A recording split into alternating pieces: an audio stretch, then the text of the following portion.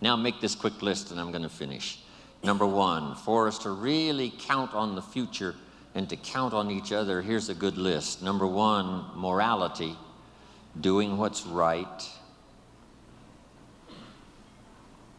With Herbalife's marketing now and these incredible products we have, you know, doing it right is going to be so easy. There's going to be no reason for doing it wrong. There's no reason for making promises we can't fulfill. Here's what I learned early in my career.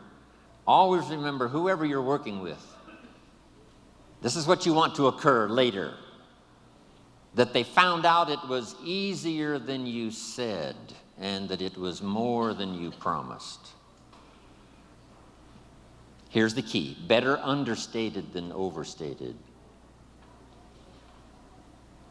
When I wrote my first book, Seasons of Life, the picture in that book was really not the most flattering picture.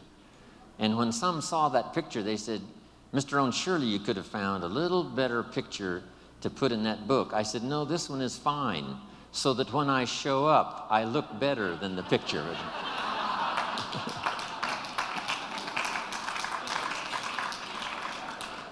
That's better than using the glamour picture, right? And then when you show up, you look a little older. Here's what's next in the vocabulary for leadership for our future. Make these notes now. Next is truth.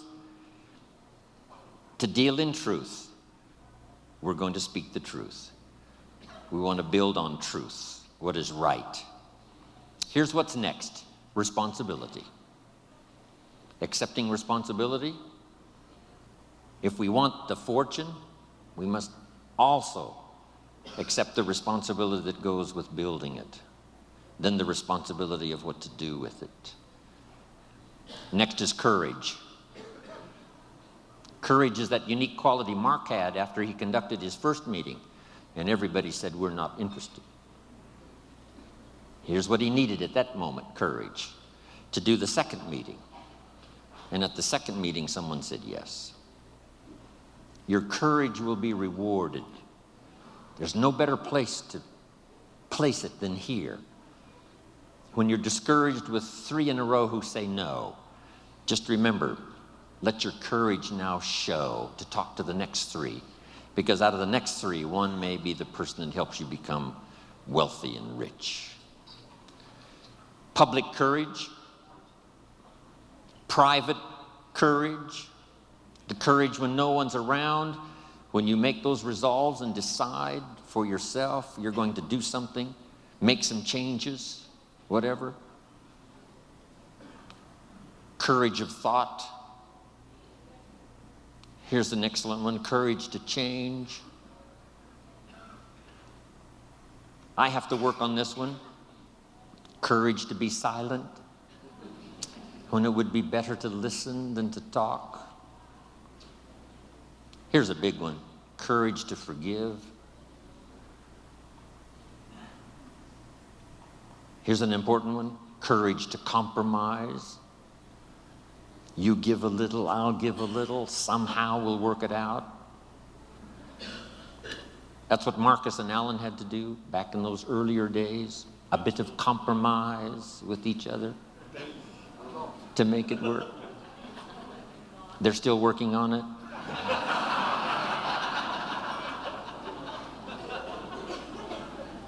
Here's the next one: courage to risk. That's what life really is all about. Not an undue risk, but risk.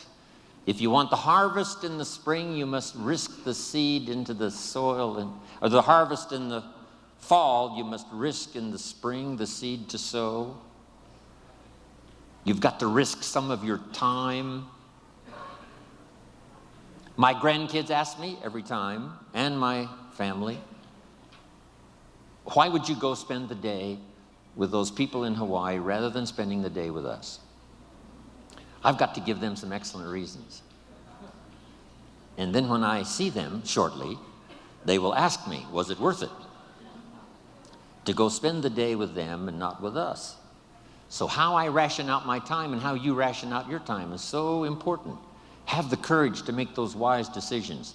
Now, my family knows that a big part of my life now, of course, is Herbalife. and they love the stories. And when I say to them, I had a chance in Maui to make a deposit of my own personal experience into the lives of so many incredible leaders from Herbalife around the world, that maybe, just maybe, that experience I had, depositing my experience into the thoughts and consciousness of all of you, no telling what kind of miracles that may work. And when I get through sharing with my family this opportunity I had to speak to you today, they say, yes, Grandpa, yes, Papa, it was worth it for you to go to Maui and be with the Herbalife family.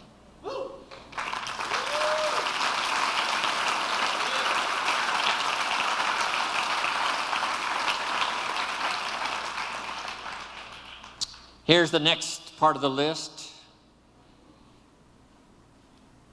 Keep your word. What you promise, make sure you fulfill.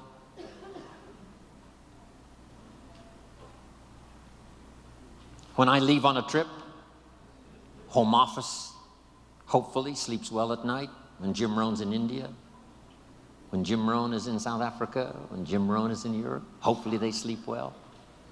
Not pacing the floor, wondered if I've shown up. I wanted Mark to have the feeling, as long as Jim Rohn's there, everything's going to be okay. We all should earn that kind of reputation. As long as you're there, it's going to be okay. If it's in your hands, it's in good hands. That's the key. Next, admit your mistakes. Sometimes you've got to admit them publicly. Sometimes you've got to admit them to each other.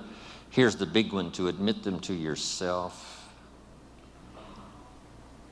And then here's sometimes, this could be some of the greatest new beginnings, is when you say, I'm sorry. It's a chance to start all over. Next is dignity. Heart and soul. If we were going to use a model for some of these words, it would be Mark Hughes. He had the dignity. He had the heart and soul. Next is faith. Faith in God, faith in others, faith in your family. A big one is faith in yourself.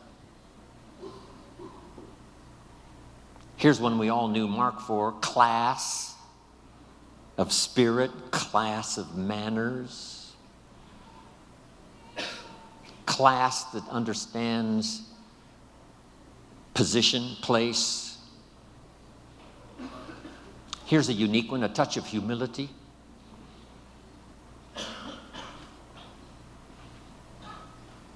The rich must be taught not to be arrogant. The poor must be taught not to be cynical. Some other basics to remember that I used when I was building my organization. Here's a good one. Manage as you build, and build as you manage. It doesn't take but a short conversation to find out some people's problems. They have stopped building and started managing. But the key here says, build as you manage and manage as you build. It probably wouldn't be too far wrong to use the old 80-20 rule here. Spend 80% of your time building and 20% of your time managing what you build. But it's easy to get the wrong numbers here and spend 20% of your time building and 80% of your time managing. When we opened India, someone asked me, should I go to India? And I said, if you walk out your front door and look down the street and there's no cars and no people, and you walk over one more street and look up and down the street and there's no cars and no people, you should go to India.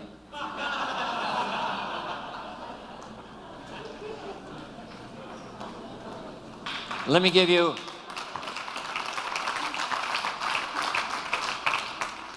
you Mark's philosophy, and it's one of the best. Mark recruited first line at home, and he built downline out of town. He never personally recruited outside of Southern California. He didn't go to Denver to recruit. He didn't go to Dallas to recruit, right? He didn't go to another country to recruit. He recruited, all of the people he personally recruited were within his scope, where he was. Now, if somebody in Los Angeles knew somebody in Denver, And they got it going and got it started. Then Mark made his trip to Denver, but not to recruit, only to advance the business. What a unique philosophy. And here's some of the wrap-up now. The philosophy that makes network marketing, Herbalife style, really fly. Number one, as many customers as possible to represent each distributor, and as many distributors as possible to represent each supervisor volume. Next, this one helped save my life. Work with the people who deserve it, not the people who need it. Follow the example of life itself. Life was not designed for us to get what we need. Life was designed for us to get what we deserve. You don't receive a harvest because you need one. You receive a harvest because you planted one in the spring. And then here's one more, and I'm finishing. I got about 12 of these finishes.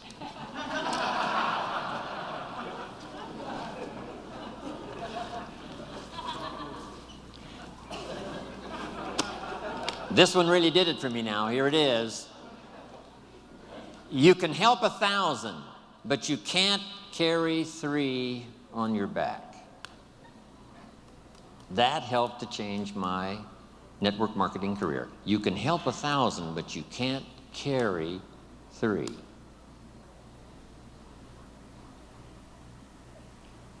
Here's one of the things I learned that built my business.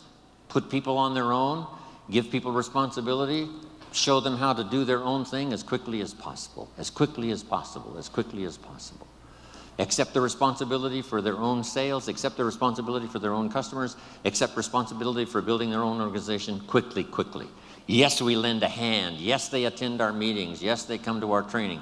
But as quick as possible, put people on their own. It's what network marketing, it's what being in business for yourself is really all about. But it's easy to get trapped into spending too much time just helping or letting 2 or 3 climb on your back, use up all of your energy and time, and you have no more energy left for the 1,000 you could help.